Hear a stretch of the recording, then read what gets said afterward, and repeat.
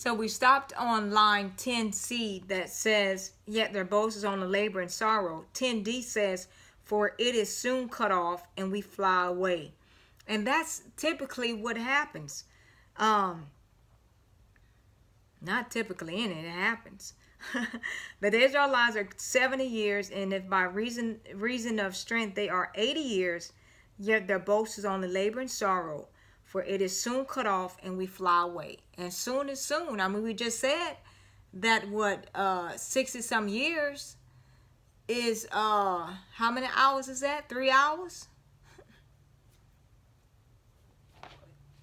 Let me see. Let me turn back to my little thing that I had. No, hour and a half. 62 and a half years, an hour and a half. All right. And then so you're looking at 70 years. That's probably 1.8 hours or 9 hours. And then 80 years is probably going to 2 point something. You know, so I mean that's just how it is. We thinking, oh, 80 years old, you old. No, I'm not. I'm only 2 hours old. You know? So, but anyway, it's like, you know, my birth certificate may say 80 years old, but God says I'm only 2 hours. Anyway, so let's look at 11. So, who knows the power of your anger? For as a fear of you, so is your wrath. So he's saying right here, who knows it? Nobody knows. God is omnipotent. And that means he's all powerful. And he's all powerful, meaning that he can do anything. And he's all powerful too with that anger. And we talked about this before. We don't want God to get angry, and we don't want his anger to last a long time. Because if anger lasts a long time, we're done.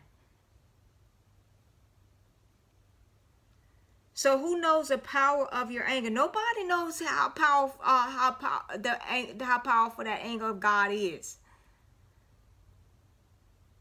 For as a fear of you, so is your wrath.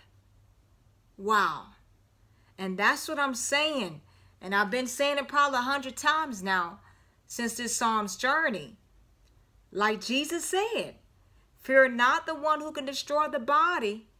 Rather, fear the one who can destroy the body and the soul and cast it into hell.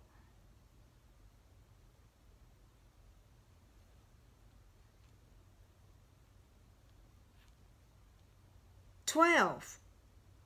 So teach us to number our days that we may gain a heart of wisdom." And that's the title of the theme. Teach us to number our days so that we may gain a heart of wisdom. Why? Because if we don't number our days, and we're thinking we're going to live forever on this earth, then we become foolish and we make foolish choices, foolish decisions. But if we can number our days and say, oh, well, I guess I'm probably going to live 30 years old. So I'm going to make wise choices until then, because I know I may die at 30. And then and if you don't die at 30, say, well, I may die at 40. So you still continue to what? Make wise choices and wise decisions. Why? Because you done numbered your days. Because we don't know how long we're going to be on this earth. It could be an hour or 30 minutes. So, but if we number our days and we ask God to teach us to number our days, that's going to make us wise, and then we'll be more apt not to make impulsive, foolish decisions in relationships and finances and everything.